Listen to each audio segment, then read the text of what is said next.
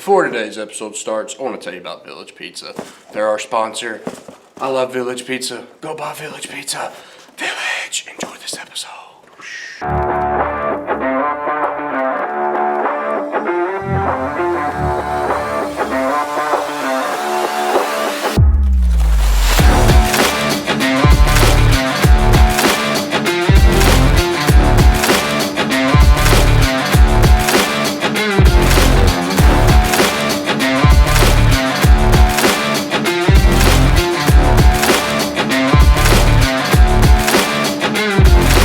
What's up, Perry County? Welcome back to the Perry County Podcast, Perry County's #1 podcast. Thank you all so much for listening, watching, viewing, and subscribing. First, before we start this episode, I want to go ahead and talk about the pet bus. There's going to be a pet bus goes up to the tournament for our basketball team. I don't have all the information on that, but I do know that it's going to cost $2 for you to go up there. I don't know when it is, don't know the date, but if you want to sign up for it, go ahead and go talk to Maddie Latham or even Blake Skelton, and they'll get you all set up. So, what's up? What's up, boys? No, not much. I'm going to go ahead and let you know it was very cold this morning. It was very cold this morning. And in Arkansas, there's about 1.5 inches of ice over everything still. Turns out if decoys get frozen in the water, they're a lot harder to get out than when it's not frozen. Oh, really? Yeah, sadly. So we done that for about 2 hours this morning, and I'm running off about 1.5 hours of sleep. So Wow. This is going to be a great episode. It really is. So let's just go ahead and bring on our guests. We've got our Vice Principal, Kevin Tinin, and our Superintendent, Eric Lomax. Nice to have you on. Nice to have you on. Thank y'all for having me. Yes, sir. Nice to have you on. Thank you very much. And Mr. Tinin had a heck of a travel over here. I mean, just cross country, just about it. No, I know it. It was about, what, He 100 yards? Had to 100 yards, swallow yeah, his pride, step out the door, and come over here. Wait. What do you mean swallow my pride? Well, you see, you got beat. You've lost. Took the L. What did I lose? The subwar. We just beat you. We took you over a week ago now. I can't help It's been it. longer than that. I 2 can't weeks. help it, guys, that y'all know how to make 18,000 different fake accounts and have 16 different subscribers, a dog and its cousin. All right, not real subscribers. I'm still. That was champ. Ethan Smith. That was not us. Well, anyway. He made 4 accounts for us to beat you And then we also got a lot of people from Parsons from this past from this episode. previous It's episode. okay. I'm proud of it. But Mr. Lomax, he didn't have such a rough trip over here. I don't hope so. Wouldn't hope so. No, I had an easy ride. Had an easy ride. Easy ride. Yeah. I got a I phone. rode up 13 and hung a left at the red light. And here I That's am. a beautiful place you got up there. Have you told them about the Between the Podcast episode We yet? have talked about it, but Yeah, I was actually passing your house when I got the phone call to go pick up the stuff for it. Now listen, I got 2 letters for you if I lose. Starts with D, ends in T. Bam.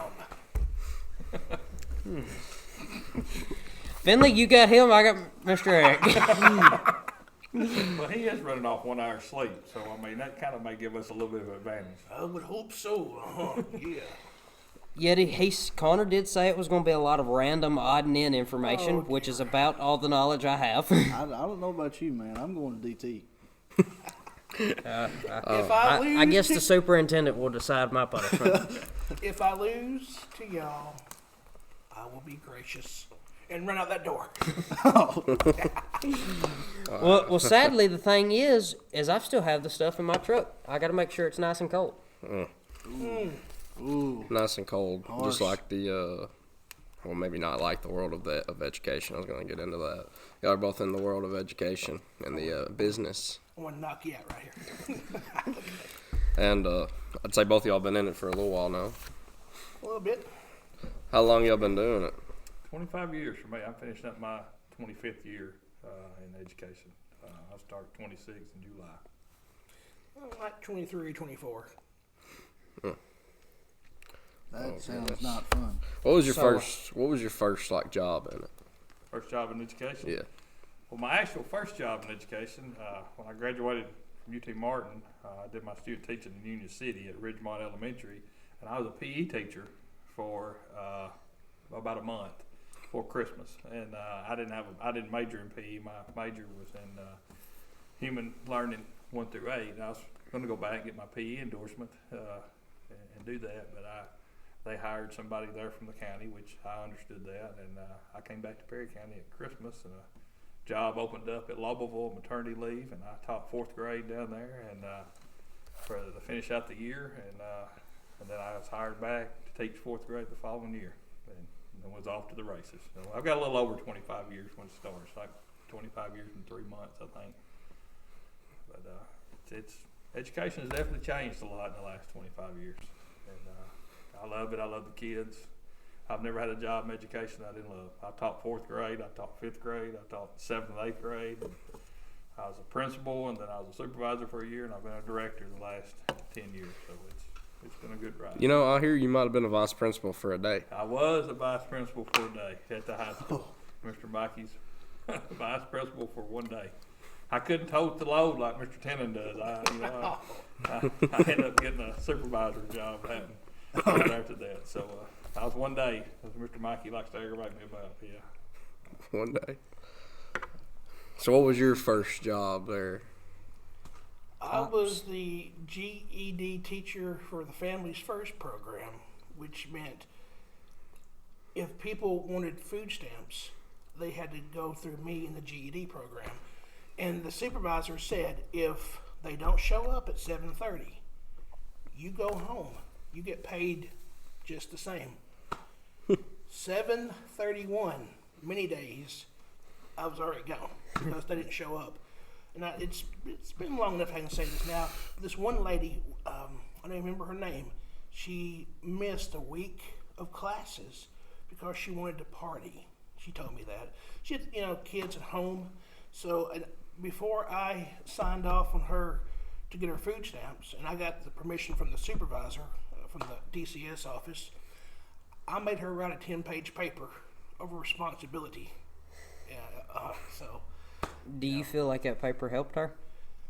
Probably not, but I was angry. And I was young, fresh out of college, Superman going to save the world, bam. Yeah, there you go. I'll tell you a funny story about my first year when I was filling in at Loboville, 4th grade. They had a pet, a class pet, and it was a guinea pig. Ooh. And guinea pig sting. So this little child was supposed to take the guinea pig home for the weekend. A student would take it home every weekend. Well, evidently he ran off and forgot it. So I had the guinea pig for a weekend. So the next year when I was officially hired as a teacher, we no longer had a classroom pet because I couldn't deal with the guinea pig. I don't know who ended up with that guinea pig, to be honest with you, but It's probably it was a rough experience. My mama was not too happy with me. I was living at home still then when I brought the guinea pig home. I can just imagine. I can hear her statement right now. Oh, yeah. She was not happy. Oh no. Guinea pigs are awful. They're like, they make the strangest noises too. I'm like, what is Strange noises, smell. I don't really understand how something so tiny can smell so bad. But I hear they taste good. Well, when you become a father, you'll get the answer to that about the smelling. People ate guinea pigs in Peru, didn't they? See, that's what we're bringing to the table, all this useless information about Peru and guinea pigs. You're going down, man. Okay. You too. Don't. Okay. Connor, tell me there's a section about numbers. I don't know. Oh, I told them they get to pick. If we get They in get to pick the Look, topic. Numbers, that Yes, means the math advantage. teacher. He's got all the numbers. He's got all of them. Just the facts, man. Just the facts. Just the factual numbers. I'll go numbers all day long. So what part of Arkansas did you go to today? It's just west of Earl, Arkansas. I don't really know the name of it. It's a little place. It's State Road 1005. It's a church road that looks about like Pond Holler, except it's all fields, just flooded fields. We either go to Arkansas or Missouri every year to duck hunt. Of course, Jake just got out of the hospital. He's sick. Couldn't really. Gallbladder. What is the gallbladder? Had gangrene set up in his I saw gallbladder. him last night at the basketball game. He looked good. I'm glad he's doing I don't really know how he got gangrene. as far as I'm aware, he hasn't been shot.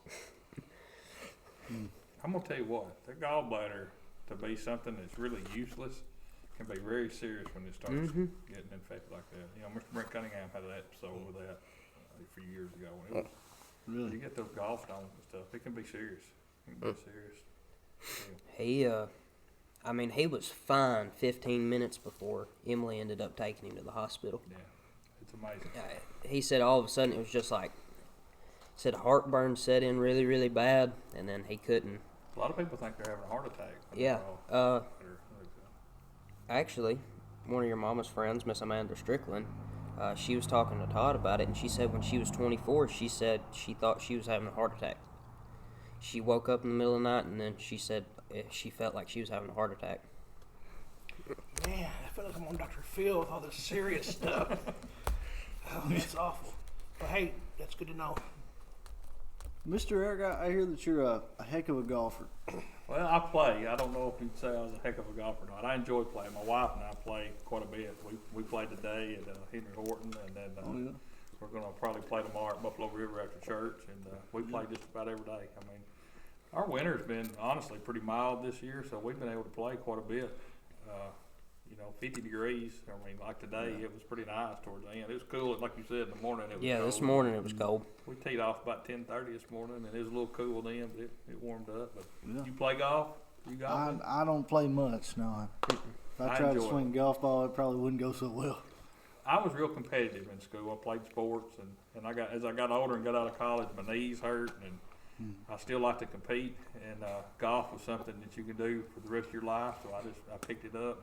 And I didn't know if I was going to play it for a while, but it's one of the best games ever. I mean, it's very humbling. You can have the best round of your life and think that you're just on top of the world, and the next round you can go out and have your worst round and think, where am I at? It's just like starting over a lot of times. It's intriguing. If you ever play golf, you know what I mean. My class was the last one that they allowed fourth graders to play golf.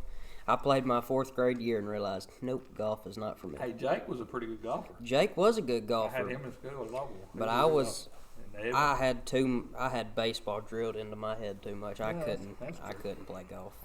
That's true. I feel like if you're getting good at golf now, been playing it for so long, as soon as you get into a retirement home, you're just going to be prone in all the old folks. Right, that's right. Well, I like to go down Buffalo River and play quite a bit. I mean, there's a lot of guys that play down there. We play in the afternoons and stuff. I got some buddies that play, and like I said, my wife plays along with us, and you can't be thin skinned because we're constantly giving each other a hard time and aggravating and things of that nature, just like buddies do. It doesn't get any different. I mean, we don't mature. You just get a little bit older, and you still do what you do when you're younger with your buddies. You start to either lose your hair or it gets gray. That's about the only thing that changes. That's exactly You right. talk about thin skin, so that's why Lynn had to move to Indiana. He couldn't handle you on the golf course. He couldn't handle it. He got picked on quite a bit, but he picked back on us too. So I mean, you got to give it, you take it.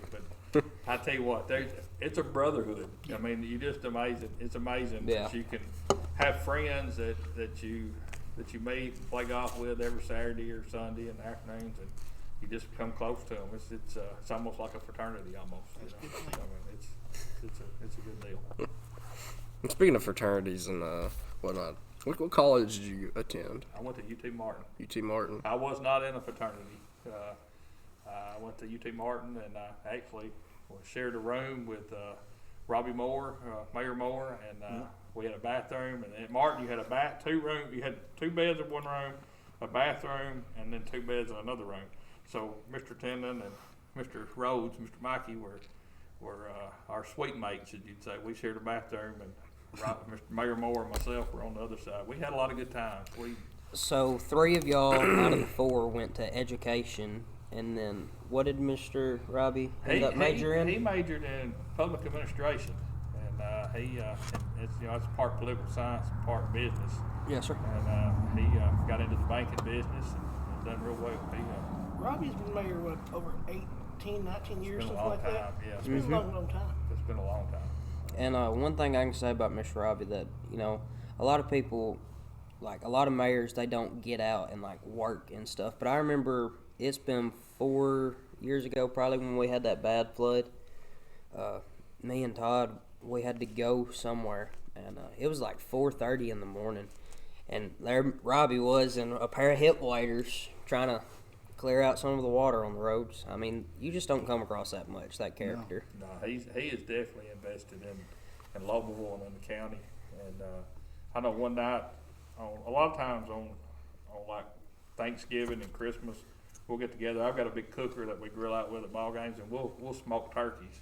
And then we'll try to find families we know that probably may need it. Mm-hmm. And I know one year we had that tornado that came through. I think it was Thanksgiving. It was either Thanksgiving or Christmas that came through, hit Hurricane up through there and up through there, and he left that night. December 23rd. Yeah, it was. I think it was around Christmas. Was it Christmas? 2 days prior. And he was up there doing that. I watched him mow the right-of-ways, coming down with his long lawnmower, going into Lomax. I mean, he's a good guy. He's been my best friend for a long time. He's a good man. He's really invested in everything he does. He cares. He wants to see what's best for Perry County. And you just look at Lomax. If you look at it in general, I mean, there's a Dollar General there. Mm-hmm. There's probably some other businesses that are fixing to come in there. You know, they built a new city hall and a new library that's very well used, and he's definitely put his heart and soul into that little town of Lomax. And they got the night train. The night train, huh? Whole Hots barbecue. Yeah, that's true. That is true. Mr. Moore, he's willing to talk to you too. That's not a lot you see anymore. Yeah. He's a people person. He's like me. He talks a lot.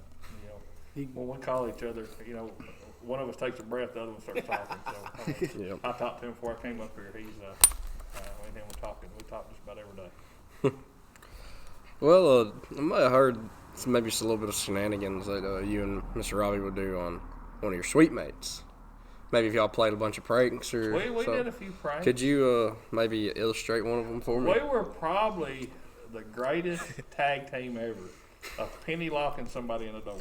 And I don't know if you've ever penny locked anybody in the door, but you had these metal doors, or you had these wooden doors, real heavy doors. Yeah. And they had a had a lock that went through it, and I would press on the door, and Mayor Moore would slide pennies in it where it'd hold pressure on that deadbolt where it wouldn't open. And there's no way you can get out of it. Yeah. There's no way. I mean, there's no way, because you try to push on it and you're pushing up against it. And I don't know if we ever did that to Mr. Tinin or I Mr. think Mr. Rhodes may have suffered that fate once or twice. Yeah. Didn't you also pick up his car and move it once? Yeah, I tell you what he did. I tell you, here's a classic. Here's a classic. In college, you take your finals, and sometimes you get out early. Well, Mr. Rhodes come through, and he was bragging to Mayor Moore and myself how he was going to get to leave early that day. So he was like, "Well, I'm going to get to leave early. You guys have to stay here longer." So Mayor Moore and myself both went out and parked our trucks pretty close to where his. I think it was a Beretta that he had. A blue Beretta. Blue Beretta. So we got behind the car and lifted it around to where it was diagonal almost in between our trucks. And then we happened to find an old parking ticket that happened to be laying on the ground, and we stuck it underneath his windshield wiper, so to make it look like he had a ticket for parking crossways. So after we got done with our test, we decided we'd move our trucks and let him go home too. He was not too happy with us, and he was mad, and he was going to go over to safety and security and pay his parking ticket that we got him because we moved his car around. Well, he gets over there and he goes in, and they said, "This is an old ticket." And he's like, "No, sir, it was just put on my car like today because these two guys pulled some shenanigans on us by moving my car around." So that guy looks down, the policeman looks down and says, "Are you driving a 1990 Cherokee?" And he's like, "No, sir, I've got a Beretta." And he goes, "I think your guys have got you again." We did all kinds of stuff like that. We had a group of guys on the same floor that were, we all got along well. Probably one of the best. I had a buddy that lives. He is now a veterinarian in Houston County. His name's Mark Turney, Dr. Turney, and we're still buddies. We stay in touch with him a lot.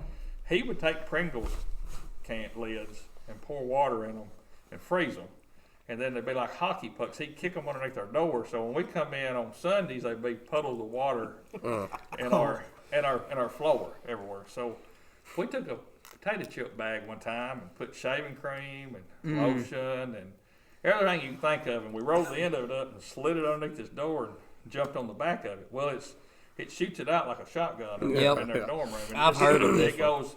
They had shaving cream on their ceiling, on the walls. He was yelling, hollering at us. His roommate was hollering at us. What have you done to them? The whole 9 yards.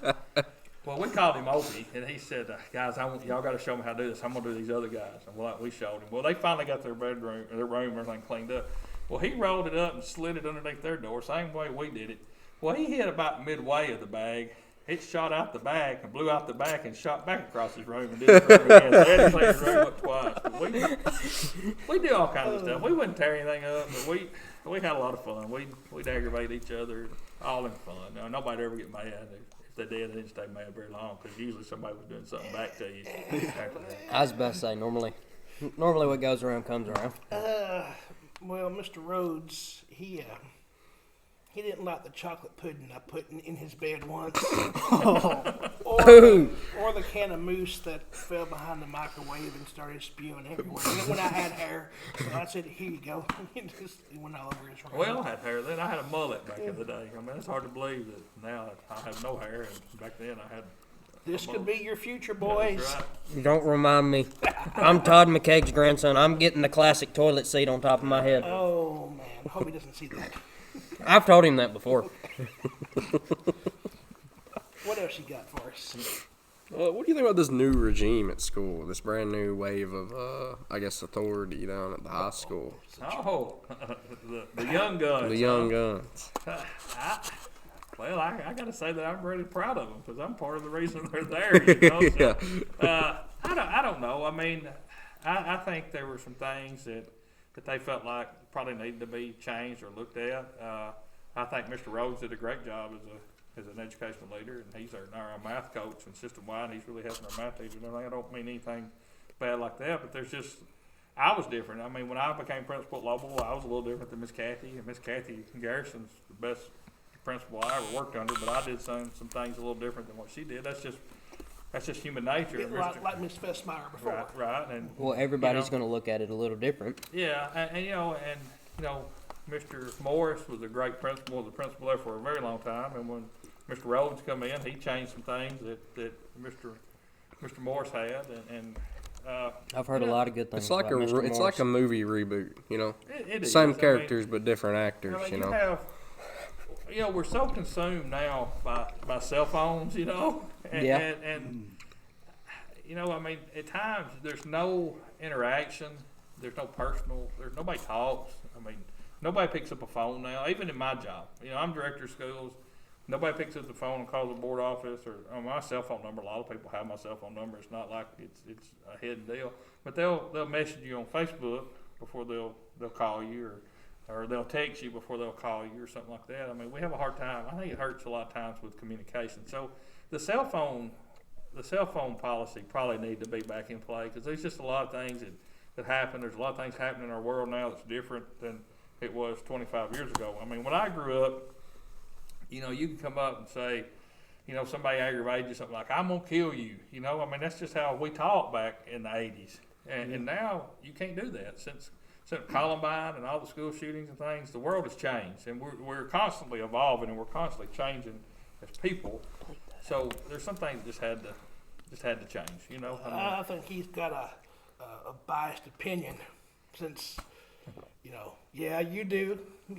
What? Me being the dad, yeah, you got a well, that's got to be hard for you. I mean, that's got to be hard for you with your dad being the DT. I don't know. A lot of DT people master, did throw a right? big fit about like the phone policy coming back into play and stuff. But I mean, You don't see people like really complaining about it, no. No, I don't. I mean, And I had a couple of phone calls about it from people, but for the most part, I mean, I think they understand. I mean, basically, you can have your cell phones, you just can't have them out. You just can't have them out during class. I think people all understand that. I mean.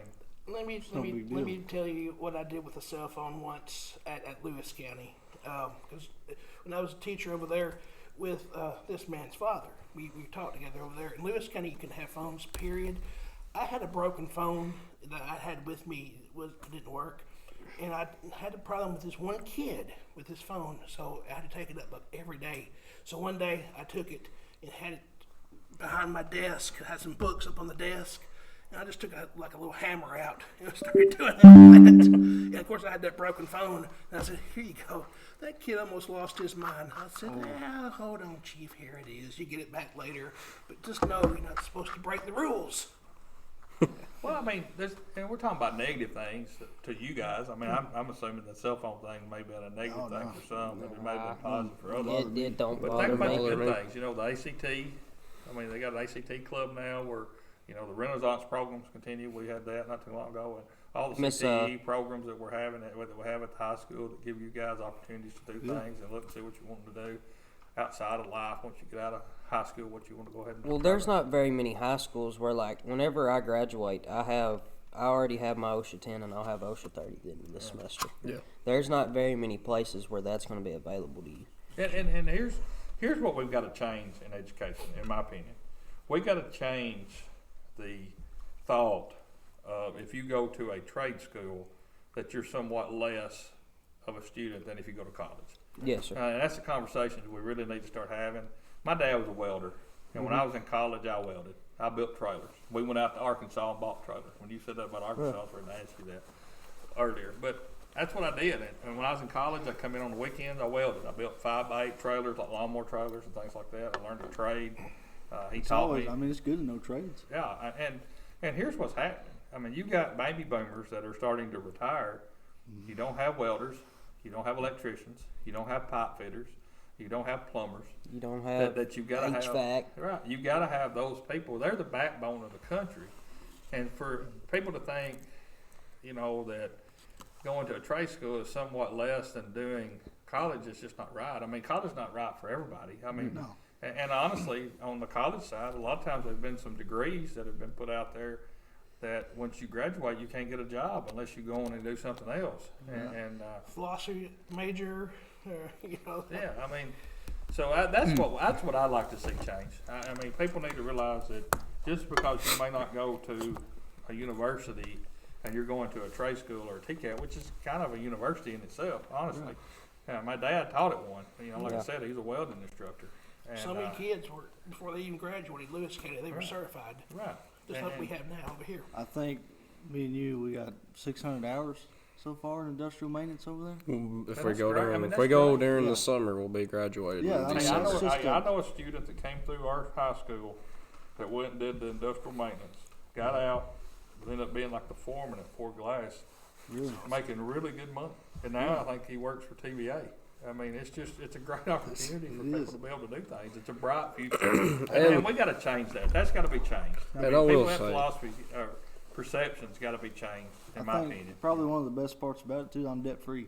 Yeah. No debt from that. Hey, I did Mr. Brent Cunningham and I, we have to do trainings. We went to the Nissan plant and did a training. They had a training that TOS put on. That's the Tennessee Office of School Superintendents.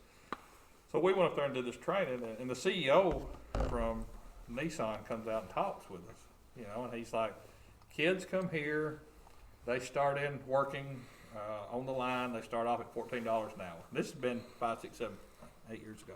Yeah.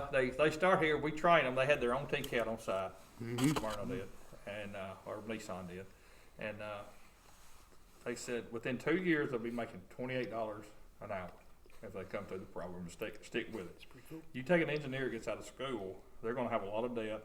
It'll take them 4, 5, 6, 7, 8 years to catch up where that person is. So that person's already 5, 6, 7, 8 years behind where that person that went to the trade school has got a good head start. Right. Now, Yeah. you may catch up on the tail end Yeah. with engineers, but on the front end, you don't have a lot of debt, and you're constantly trying to get rid of that debt to get out. And Well, and like you were saying, you know, a lot of people think that like you're lesser because you don't go to a 4-year or whatever. I can off the top of my head, I can think of multiple people that either went to a trade school or didn't go to school at all. That anybody that went to a 4-year, I would honestly say couldn't do half the things that some of these people do. My dad was that way. Yeah. My dad was that way. Well, how you were talking about Jake started his own business. Yeah. I mean, Jake's able to do what he likes doing, do it how he wants to do it. And he's got a high school diploma that he had to go to summer school after he graduated for it. Okay, well, about that, The lowest scoring doctor at John Hopkins at the end of the day is still called doctor. So you see, it don't matter. I like how with trade schools, whenever you you don't have to kind of have that like, oh no, where am I going to go work? Like after you get your college degree, they set you up with a job. Yeah. Well, and also even on the education side, we're having a shortage of teachers. It's hard to find teachers, and it's real hard to find teachers in rural areas like we are. We're a distressed county. We can't pay as good as other counties like Williamson County and places of that nature because of the local tax base that comes in too. I mean but there's other shortages there also. But Yeah, I guess it's just a problem people not wanting to work nowadays. that may be some of it. That's a good bit of it, I'm sure. But I mean, it's exciting that we're able for you guys to get, that far along on your industrial maintenance. Oh yeah. To get you on the right track when you get out to make a really good living. I think in TCAD, and I've done a lot of contracting work. I know how to do everything but HVAC so far. That's great. HVAC, I think they offer that at Hornwall. They do. They used to. I don't know if they do Yeah. now. No, they don't anymore. stopped. They stopped. I knew they Dixon used to. and Crump. Dixon I and was about to Crump. say your closest two places are Dixon and Crump, and I'm going to Dixon. Yeah, Christian went to HVAC. Crump. That's all I'm To missing. Dixon. You just think about this, guys. You think about this. If you're in Perry County and you're a general contractor, I mean, I'm just talking about going around redoing bathrooms for people in their houses, laying down floors. You could make a killer. great living just by doing that, I think, because you can't find hardly true. anybody to do it. I mean, I started a little contracting gig like that. I'm not full into it yet. I've got about $1,000 worth of tools. I think I've cleared just about $2,000 in profit that's good. So That's far. great, man. That's with him. He's my business partner. right. I've got the, TNF contract. I mean, I went up to the courthouse and I have the paper. I am certified. That's great. Yeah. That's exciting. Success story. Just hang in there, Yeah. man. Just hang in there. I mean, I think there's a lot of money to be made to be able to better yourself by Oh, yeah. by doing that. There's a lot of guys who are, I guess they know there's not a lot left. They'll teach you if you want to learn it. Right. That's great. they'll do. I didn't know that. That's exciting to know. I've learned something tonight. No job too big, no job too small. We do them all. Y'all have cards and stuff that you give out or anything like I that? have cards. They're still in the mail. Still in the mail. Didn't you order those back in like September? Yes. Still in the mail. Because you ordered those, about a month, not even a full month after Connor stopped working at The other place. The other Yeah. place. Yeah. the other place. We'll just The other guy. the unknown is what we'll refer to it as. Oh, I'll just say camp. Yeah. Hit us. How do you like being vice principal? I love it. Absolutely love it. I'm there at 6 a.m. every morning. Sometimes I don't even want to go home on Fridays because there's so much to do. Really, I really enjoy the job. Being So- able to make a difference. What does your day-to-day basis look like? What do you do as vice principal? Well, first thing, at 6 a.m. I go in and unlock everything, just double check all the doors, see if anything is amiss, do bus duty, wand kids with the backpacks and just keep an eye on all that. By the time I get to the office, there's usually a very small fire to put out with possibly a parent or a kid, or there's always a dress code issue with sweatpants or a nose ring that's not clear, or just minor things like that. Yeah. I see you looking at him. Oh, Can't even wear my big earrings no more. Connor, we need to get you some gauges put in your ears. No. I don't think that's going to happen. No. Even though he is 18, no, we're not going to do that. What is your go-to way to deal with a maybe an unsatisfied parent or kid or? I'm going to steal his answer before he even says it. Most people want to be heard, don't you think? I agree. And you just let them vent. I mean, and I've told people this, and I understand how you feel. And I usually say, no tricks. As a parent, I understand. I let people vent, and then it's over with. Does anyone ever take you up on your offer for a piece of candy? Yes, they do. I have peppermints that I offer kids, sometimes before and after the DT issue or whatever. Some parents have wanted some peppermint. And you have that. You have that a lot. I mean, I had that a lot as a principal. I have a lot as a director. Somebody will come to my office, they'll be mad at something that happened at one of the schools, or mad at a teacher, or mad at a principal, or mad at just the world. And they'll start and they'll be hollering a lot of times. I'm like, why are you hollering to me? I haven't done anything to you. And then it kind of breaks the ice, and they're like, you're right. And they calm down, and we discuss it. And if it's something I need to address, I try to address it. I'll go address it. If it's something I don't need to, I mean, I just try to just hear them out. And everybody wants to be heard. They want to know that you're listening. Yeah. I mean, there's some things you can fix, and there's some things that you just can't fix at times. But that's just listening. And in my opinion, like, even with, like, if there's a confrontation between students, just like two students, or if it's a student and a teacher, honestly, and I'll say this about me and people my age, I can kind of say this: we will get hot-headed a lot faster than y'all will. We won't control it as much as y'all will, but I believe that if, like, we would mature just a little bit and actually talk to y'all like you're human instead of just lashing out on y'all, I think a lot of things would go a lot smoother in every school system. Biologically speaking, your brain don't completely form until you're 35 for men. That's why our insurance is always high till you're 25. But yeah, I mean, you're right. People just want to lash out. I had one situation where it was a very tense situation. Someone just wanted to be heard. It was dead silent after they said their piece. And this is what I did. You're the angry parent or whatever. And you rah, rah, rah. And I just said, mint. held the candy jar up. Mint.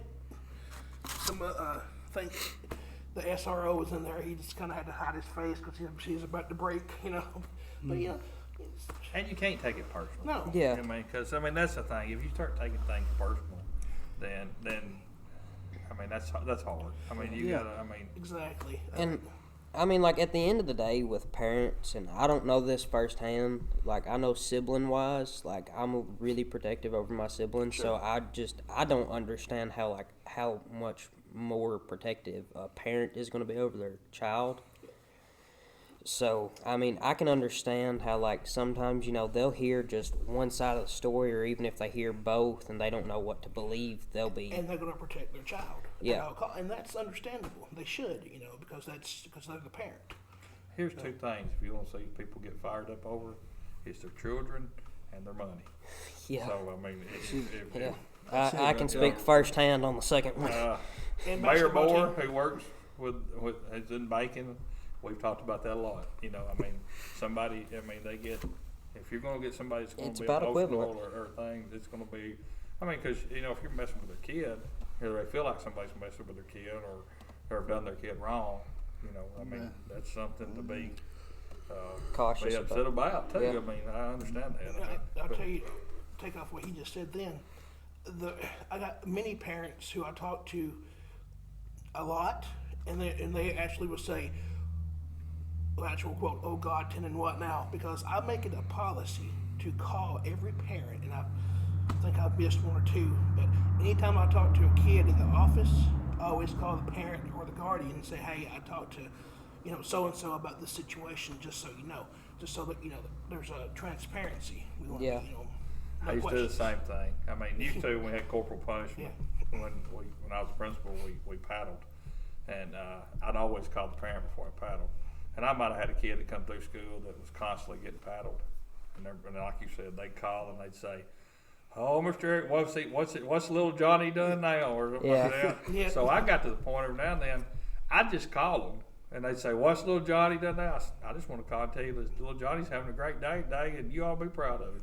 And I just didn't know what to think sometimes, because sometimes parents just want to hear good things, because they hear a lot of bad things, and that's all they.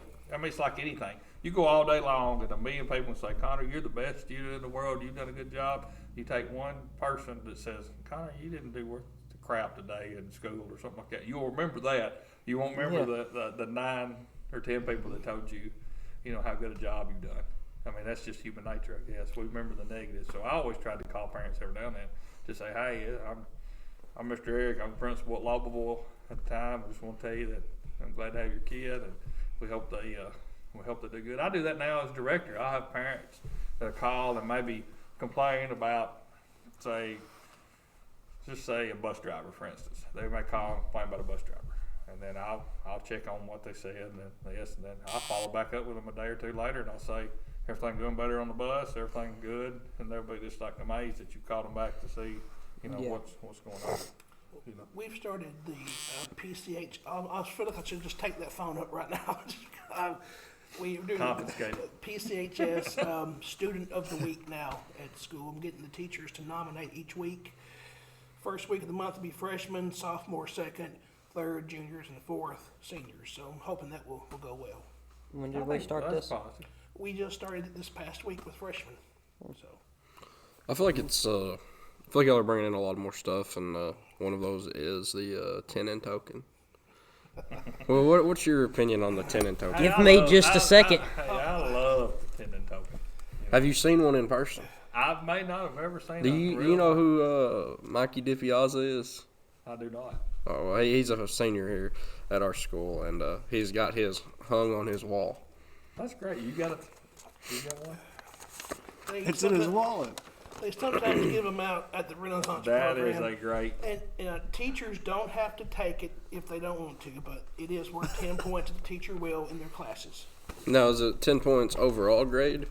It's, I don't let the teachers decide that. Teachers can decide, they got their own rules in their classroom. It's So 10 points overall grade, then With our grading scale now, that's just another letter up. yeah.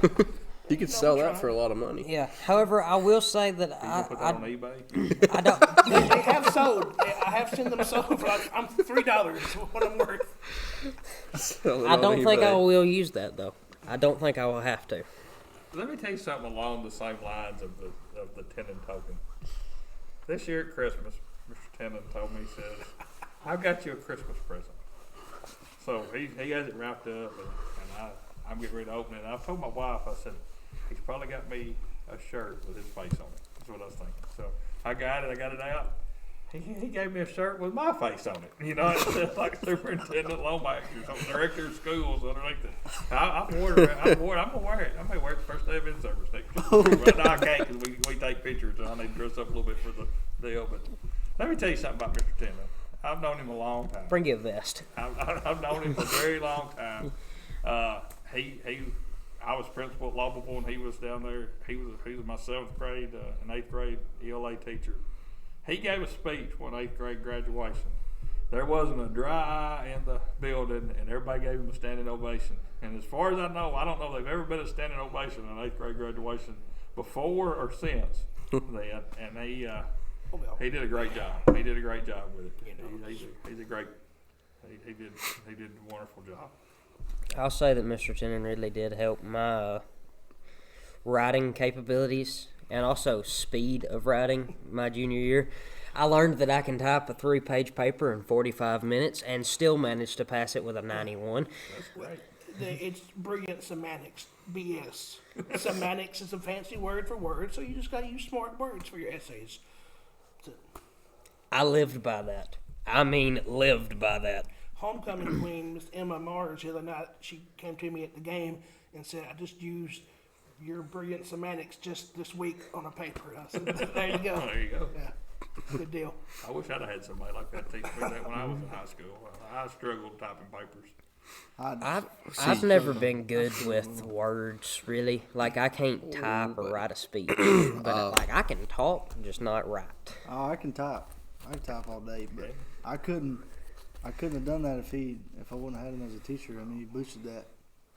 I've always had the ability to not shut my mouth and keep talking and come up with words just to pull out. See, I'm a connoisseur, I will say this. Me and Connor did make a very fair trade in, what was it, the 7th grade years when me and you kind of started this, where if there was ever a paper to be written, Connor always helped me through it. But when it come to math or history, Connor never touched a piece of paper from the 7th grade until this year. Yep. Let me ask you guys a question. How did y'all come up with the idea to do the podcast? I think it's great. We were bored. Nah, look, we just sat down and did it one day. That's it. Didn't plan on That's it. anything really. We didn't think We about talked it about it like very little, and we jokingly. and then we just after Trent Roberts' wedding, we just come in here, and sat down, and talked. We need to make a better story. We do. We need to, Really bad. we need to, Story. we need to come up with something. Well, better. what better story do you need? You just said Trent Roberts. I mean, there you go. Top-notch home improvement. It's a top-notch story. The thank you. Yeah, that's Lots of love. The newlyweds. That is is the from man their wedding. I who believe taught that come me- out of my blazer. He taught me everything I know. I think that one came out He of taught me mine. everything I know. I don't know. There's two of them in here. One come out of my blazer. One come out of Connor's Connor's. from there too. Yeah, the picture of the three of us. That's You know, and that's great because, I mean, life's a journey. Oh, it And is. you'll have people along the way that influence you. And that's great that he was able to influence you guys, like you were just saying. I mean, I know going through, I had a fourth grade teacher, Mr. Robbie Lawrence. He was shot and killed. You know, y'all probably seen some of that stuff. mm-hmm. He influenced me to want to be a teacher. And along the way, I worked at my dad's shop, and there's a gentleman there named Bill Mullins. Miss Dawn knows him. He was a welder, and his idea was, if you're on time, you were late. So now I get somewhere. If I'm supposed to be here at 6:30, I was here probably at 6:05, sitting outside. Yeah. Oh, I try. He installed in me that you leave and go early because if you have a flat tire or something of that nature, you're going to be able to get it fixed where you'll be there on time. Mm-hmm. And sometimes that can be as aggravating, I guess, as being late if you show up somewhere a lot earlier than late. But there's just certain things. There've been certain people that really appreciate that. Yeah. Yeah. I do. I absolutely do. Yeah, I talk about my grandmother a lot. She was a retired school teacher, and I stay with her a lot, Christine B. Sharp. And I stay with her a lot in the summertime, and she kept me out of trouble. And there's still a lot of things she said during my life growing up that I still say to this day. And They stick with you. yeah, she had some old school discipline because my grandmother. This is a pretty funny story. My grandmother, she wore hearing aids, and she couldn't hear thunder. I mean, she couldn't hear thunder. But if you was a kid outside and you said a word that you wasn't supposed to hear, she could have heard me in Linden. And she was smart. She wouldn't try to go out and catch me in there. She'd be like, she called me Sputnik. You know, she'd say, Sputnik, you want a Coke? Of course, every kid wants a Coke. So I'd come inside and she grabbed me by the ear, and next thing I know, I had some Arm & Hammer baking soda in my mouth. She's washing my mouth out. It wasn't soda, Oh. man. You can't get that stuff out of your mouth. So I'm going to be 50 years old in a couple of weeks, and I still don't have any Arm & Hammer baking soda in my house because it installed in me a long time ago. Can't get You can that. just vividly remember It's like everything glue. about it. It's like glue. I wish you hadn't have said that because now I want to go out and buy something. Well, if we would have known that, we would have picked up Arm & Hammer baking soda Right, instead right. of I whipped still cream to have- pie you in the face with. I'm so thankful for her though, because she kept me out of trouble. She kept me on the straight and narrow. I know when she took me to college. She went with me when they dropped me off at college, and I'll never forget it. She said, "Sputnik, you make good grades, and don't you embarrass us." And I said, "Grand Chris, I'll make good grades." Yes, ma'am. Why did she That's call all you she did. Sputnik? I don't know. It's just a name, you know, because I think that's what the first Russian. October 4th, 1956 or 57. Was I don't know. Sputnik. I know. Yeah. That's just what she called me. It's That's just awesome. a nickname. She called me Sputnik. So, but you know, you think about people. You know, she would call me every morning at 6 o'clock and wake me up. A lot of times I was up. Even when I taught school at Lobville and I lived by myself, she called me at 6 o'clock. That's Now, if she didn't call me, I'd get worried and call her because I was up anyway most of the time. I got Yeah. up about 6 every morning. So it's Friday morning. I got up at 4 to ride around and look at the roads because I was worried about kids coming to school. But most mornings I get up at 6, and then my dad would always call me at 9 o'clock and talk. So now a lot of times at 6 o'clock in the morning, I think about my grandmother and I think about my dad. They were both passed because they would call me at 9 and she'd call me at 6. And you just think about those things. You take those things for granted while they're happening, but you really, as you get older and look back on it, you really cherish those. I'd call her one morning. She didn't call me. I called Grand Chris. I'm like, Grand Chris. She finally answered. She said, "Oh, Sputnik, I overslept this morning." I said, "I was more worried about her than she's worried about me." You know what I mean? Yeah. And but you miss those things. You have people, and you need to take those people because they become part of you. I think they just become part of who you are, and you know, and they live on in you a lot of times. I feel like. My Yes, best sir. memory of Lewis County teaching over there is with your dad. helping him on the computer and all this and that. And he built me props for the plays I did over there. That's good stuff. We had a lot of interesting conversations. Yeah. I would come to town, and my dad would go to church one way, and I'd turn to go the other, and he'd say, "You need to turn around and head west." And I said, "No, you need to turn around and head north." And we talked about religion or politics or anything like that, and we had a lot of interesting conversations growing up. He taught me a lot. I learned a lot with him. And when we first started talking, I didn't even know he was your dad. Yeah. He said, "We're just two old Perry County boys." I said, "Oh, okay." I didn't know that. He was funny. His heart was always in the right place. He wanted to help kids. And that's what it's about. See them succeed. You, pop quiz. Yes, sir. 3 words. What are they? 3 words. Yes. What I tell you in class to always do. Give me a minute. Give me just a minute. Adapt, modify, overcome. There you go. Good sound. That works for everything in life. Yeah, It seems it like does. maybe some folks at the ball game last night should have adapted and Modified and overcome. I hear there might have been 5 technicals last night.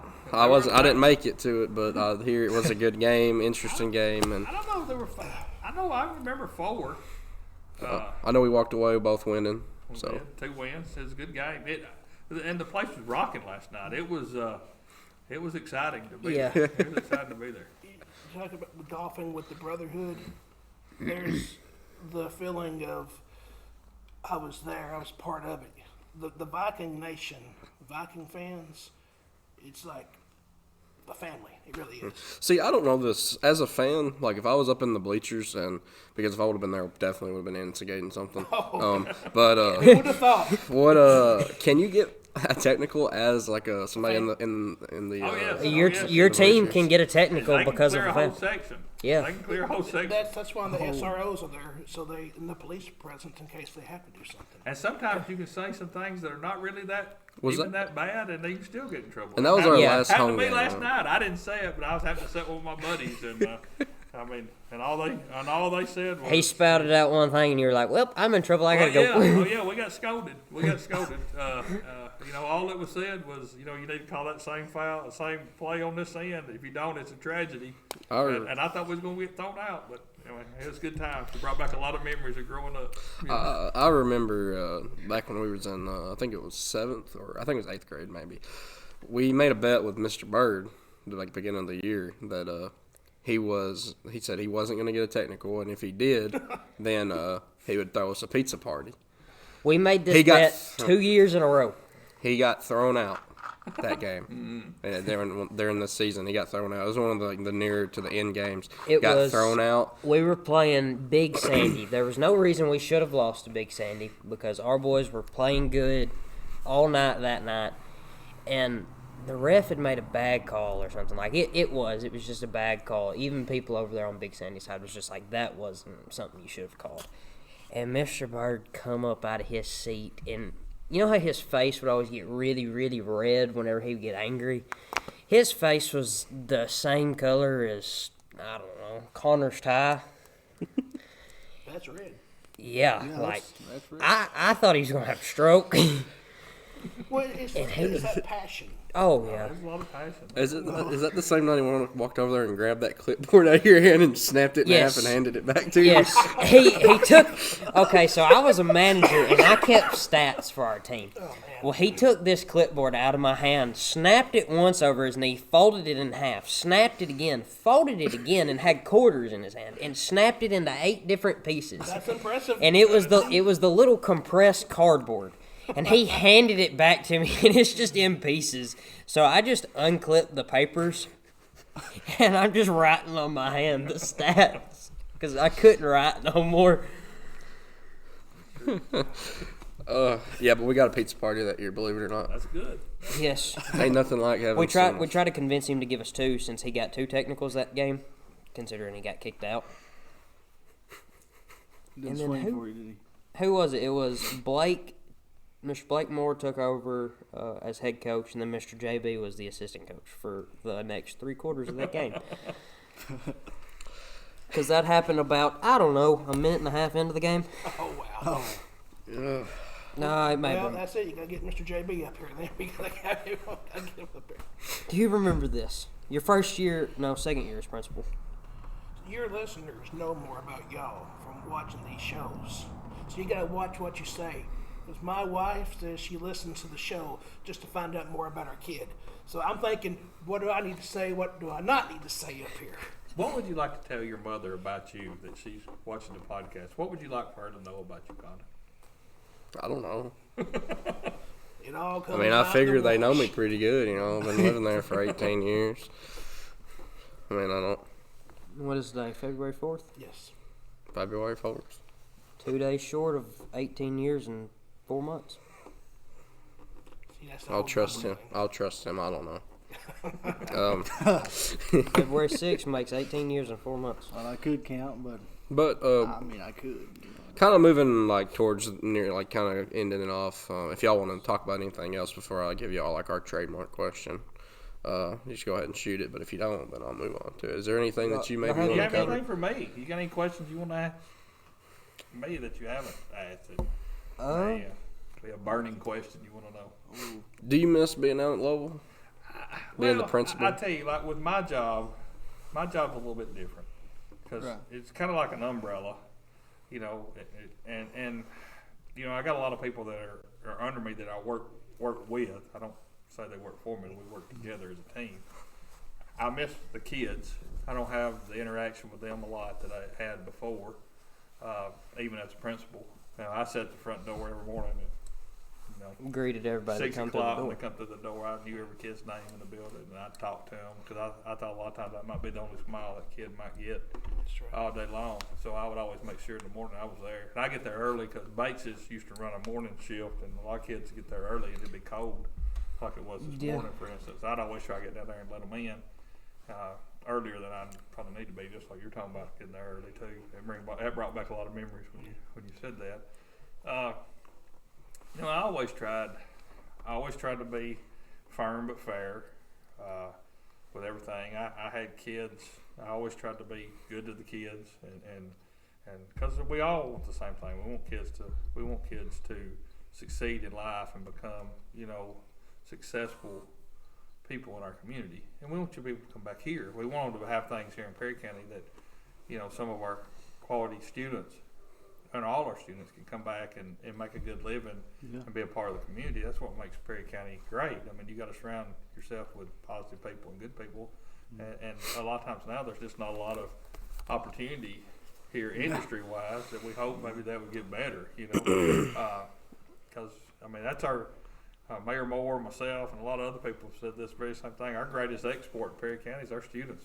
You know, you go off and you either go to college, you go to trade school, or you see this and see that. A lot of times people don't come back until they get older. and We have a retire. lot of people that travel the world and work.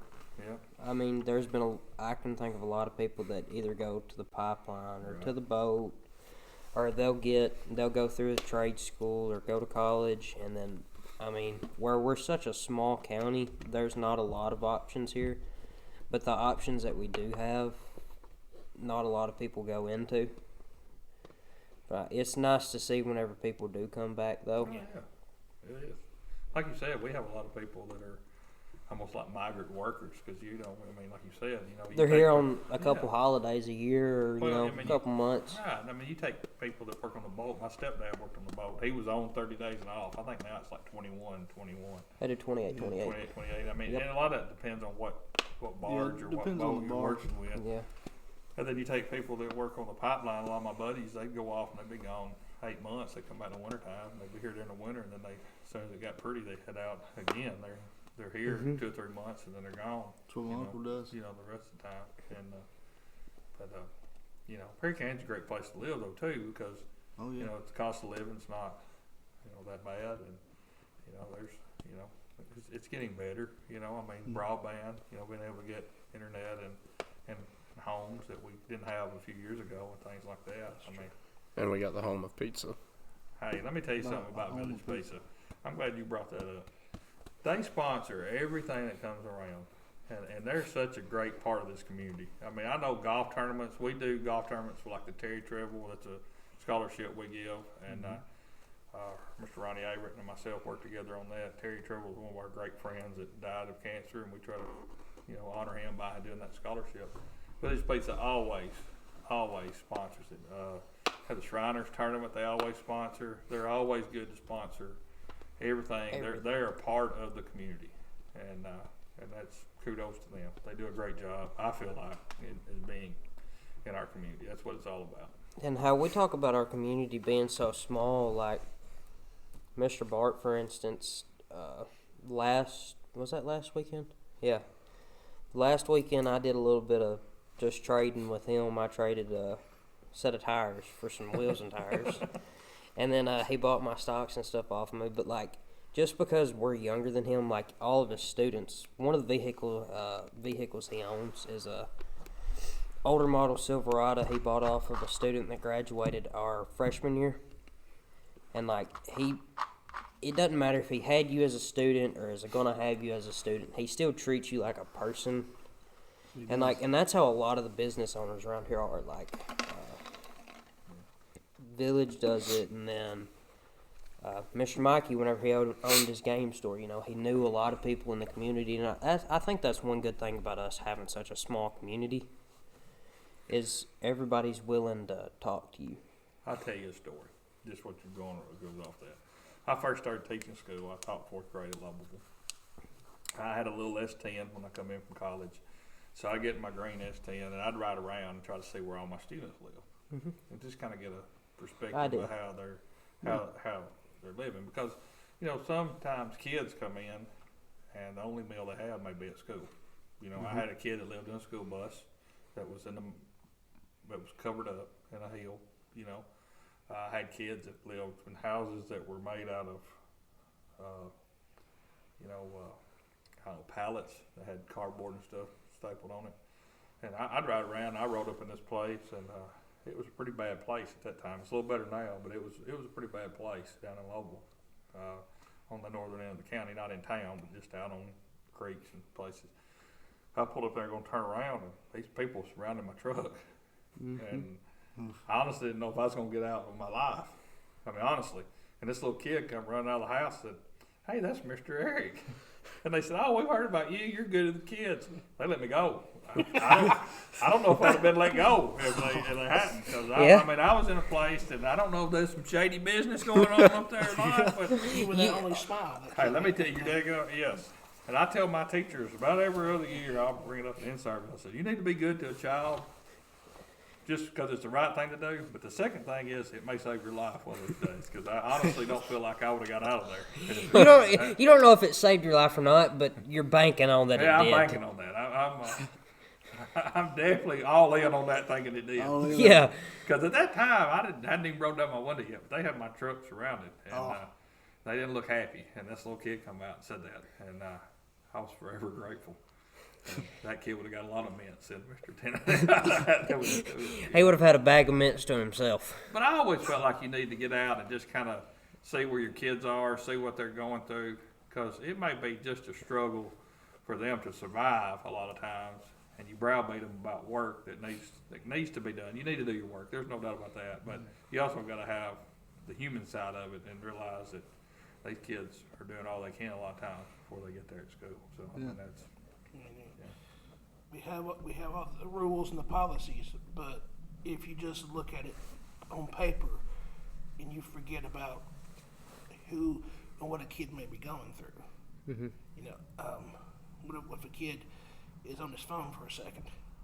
If he's talking to someone about a dying loved one, the phone policy doesn't matter at that point because you're looking at the human side of it. Yeah. Because it's all about taking care of people, really. There's not a better feeling in the world to have a former student put something on Facebook or come up to you and say, "You don't know how much I appreciate you or how good you were to me." I mean, last night at the ball game, after I got scolded for things that were said that you didn't say, that I didn't even say, but things that were alleged. Guilty by association. You hear that? Yeah, guilty by association. I've heard that in a time or two. Mr. Clifton was there. He run the clock, and I told him, I said, "You're one of the. I can name a few teachers I had in high school, but you're one of the teachers that I can honestly say that prepared me for college. Prepared me. Yeah. And you cherish those people. You know, like I said, they become part of you.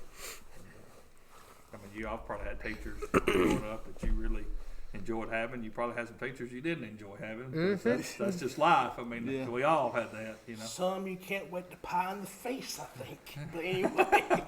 And some of them you have to come home with after you've been with them at school all day long, right? This little macho man thing I'm doing over here. You ready to block that pie when I pie in the face? Well, I do want to shoot this question out because it is kind of like our main question we ask most everybody that it kind of applies to, and it definitely applies to y'all. So if y'all need like a second to think about it after I say it, it's cool. We'll shoot something, and then. What is one piece of advice you'd give someone like maybe our age, maybe just a little younger, or even older, or heck, even somebody anyone your younger age? than you. What's your number one piece of Here's advice? my number one advice. I believe to be very important. If you look at it on the career side, like I told you, we went to Nissan, and the CEO was talking to us, soft skills. You know, they want to hire people that have positive soft skills. That means they're going to show up, they're going to be able to get along with everybody, and they're going to be willing to be trained. And if you can do those three things, you can be as successful as you want to be in this world. But the main thing is, I feel like that the best advice I can give anybody is to treat people the way you want to be treated. And if you do that, I mean, it's always going to pay dividends. It's always going to pay off. I mean, I know people that have always treated me the way I want to be treated. I mean, it's just the way to be, you know, in my opinion. I always told students to, you know, I need you to leave better than when you came in. That's my job, is to try to help you on your way. The whole Adapt, Modify, Overcome is from the Marines and Clint Eastwood, but you just want to, at the end of the day, no matter what you do in life, you want to be able to say, I did what I could do that day to make the world a better place. Whether it's helping giving that one kid a smile, or if you had to be firm with someone, you do it, but you be consistent with it. And whatever you do during the day, you need to be able to live with it in that night when you lay your head down. It's all about people, like you're saying. Yes, sir. Pretty deep, man. Pretty deep. Pretty deep, Pops. We're not perfect, but if we try to love people like Jesus loves people, then it's all going to work out. Yes, sir. Most definitely. A lot of times, if you treat people the way they want to be treated, they'll treat you the same way. That's exactly right. You got to treat people with respect. Yeah. You know, I mean, And it goes both ways. I mean, it does. It definitely And a does. little bit of respect goes a long way, it really does. especially in places like this. And that even applies to blind Ignorance. referees on certain game nights. Let me just say that. Oh, goodness. That might be a story for off camera. And, yeah, I thank y'all both for coming on. We'll just ask you to step off for a second. We really and appreciate then, y'all. We'll do a little outro, and we'll definitely for talk having some more after Yes, sir. this. Thank you, sir. Don't forget to go subscribe to the Real 10 Man Kevin Tinin on YouTube. Woo! Debating on bleeping that out. That'll be cut out. So you're competing against them? No, I made a video because I figured if I could play the villain and say, y'all go subscribe to me, then they would get more subscribers. And it worked. You still recording this? Yes. Yeah. We still got to do our outro. Yeah. All right. You got it So on tape? we do. All right. So thank you again for watching. And if you want to buy some merch, first link in the description. We really appreciate it if you do. Also, if you ain't subscribe. It's totally free, and you can undo it at any time. It's Yeah, simple. And, subscribe to me. It's not a red button no more, by the way. It's a white button now. It does like a fancy thing when you click it too. Yeah, it does a lot of weird things. I don't know. They've changed YouTube so much in the last 3 years. Well, they're adapting and modifying and overcoming. That's what it is. But I appreciate you guys asking me to be on. oh yeah, I've most had a real good definitely. time tonight. I Oh yeah. hope y'all had as Yeah. good time as I had. Yes, sir. Oh, we've Good got old more time. fun to come. All right. Well, thank you for watching and talking with us because it's just our nature. Peace out.